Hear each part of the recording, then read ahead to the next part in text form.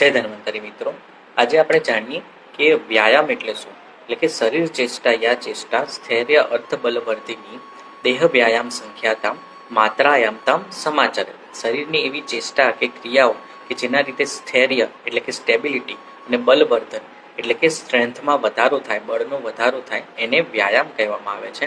અને માત્રા અનુસાર તેને કરવું જોઈએ. તો વ્યાયામ ક્યાં સુધી કરવું જોઈએ, કે વ્યાયામ સ્ટોપ ક્યારે કરવું જોઈએ, એના લક્ષણ શું છે. તો એના લક્ષણ વિશે સંહિતાકારે એવું કીધેલું છે કે સ્વેદાગમ શ્વાસવૃત્તિ ગાત્રાણામ લાગવમ તથા હૃદયાદ્ય ઉપરોધશ્ચ ઇતિ વ્યાયામ લક્ષણ. એટલે કે ઇન્ડિકેશન ઓફ સ્ટોપ વ્યાયામ, કે વ્યાયામ ક્યારે બંધ કરવો જોઈએ, તો સ્વેદાગમ એટલે કે શરીરમાંથી પરસેવો વળવા માંડે, રિસ્પિરેશન થાય.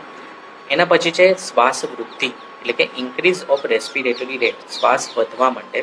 ત્રીજું છે ગાત્રાણામ લાઘવમ તથા એટલે કે લાઇટનેસ, હળવું, શરીર હળવું લાગે. અને ચોથું છે હૃદયાદ્ય ઉપરોધશ્ચ એટલે કે કન્જેશન ઇન કાર્ડિયક રીજન, એટલે કે હૃદય જે રીજનમાં છે ત્યાં હૃદય ઉપર થોડો હળવો ભાર હોય એવું લાગવા માંડે, ત્યારે વ્યાયામ કરવાનું બંધ કરવું જોઈએ. આ છે આપણું વ્યાયામ કરવાનું લક્ષણ અને વ્યાયામ ક્યારે બંધ કરવું જોઈએ એનું.